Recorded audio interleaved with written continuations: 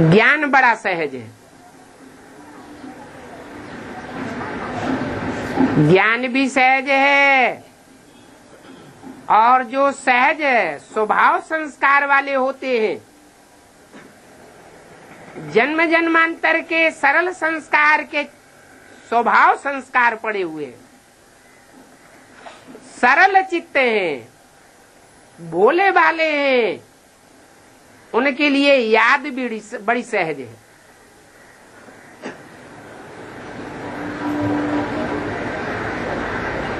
जिनके संस्कार ही जन्म जन्मांतर के ऐसे हैं, छल छिद्र कपट के, उनको बाप की याद में बड़ी अड़चन आती है, याद सहज नहीं हो पाती है, तो याद भी कठिन लगती है। वास्तव में याद कठिन है नहीं, सहज याद को कठिन बनाया जाता है अपनी कमजोरी से। भगवान वाचे, मैं तुमको सहज ज्ञान सुनाता हूं,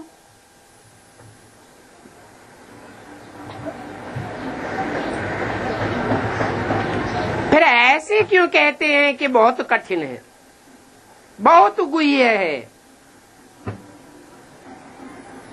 गीता में भी लिख दिया है, गुह्यात गुह्यतरम ज्ञानम, गुह्य ते गुह्य राज समझाता हूं। भगवान को भी ले जा करके गुहा में बैठा दिया है,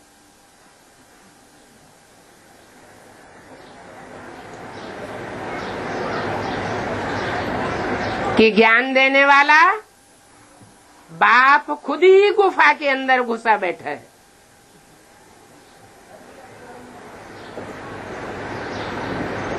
वास्तव में सरल चित्त होने की बात है। मनुष्यों ने इस बात को स्वीकार किया है, मनुष्य गुरुओं ने। गीता शास्त्र में भी लिखा है कि हे अर्जुन, तू कोरा कागज बन जा,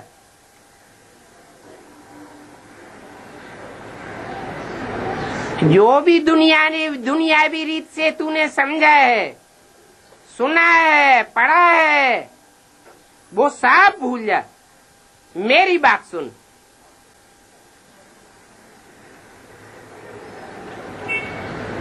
तो जो भी पुरुषार्थी है,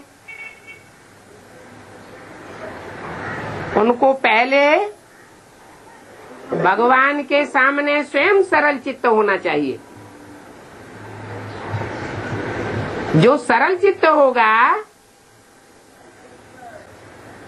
वो अपना पोता मेल सच्चा सच्चा देगा या काट पीस करके देगा? सच्चा पोता मेल देगा,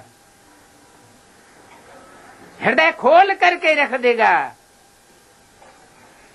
कुछ भी छुपाएगा नहीं।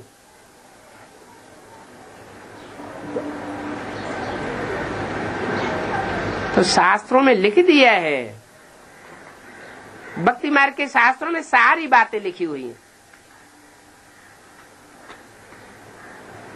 निर्मल मन सोई जन मोई पावा, मोही छल छिद्र कपट नहीं भावा।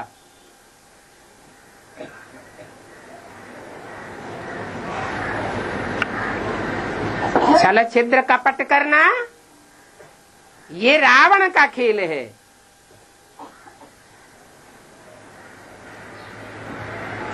जैसे जोंक है, पानी एक जैसा है, फिर भी टेढ़ी मेढ़ी होकर के चलती है। ऐसे ही ज्ञान सागर बाप भी संसार में जब आता है और जिस मुकर्रर रथ में आता है,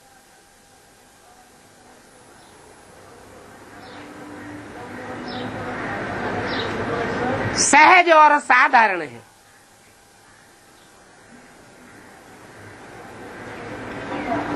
परंतु जोंक की चाल चलने वाली आत्माएं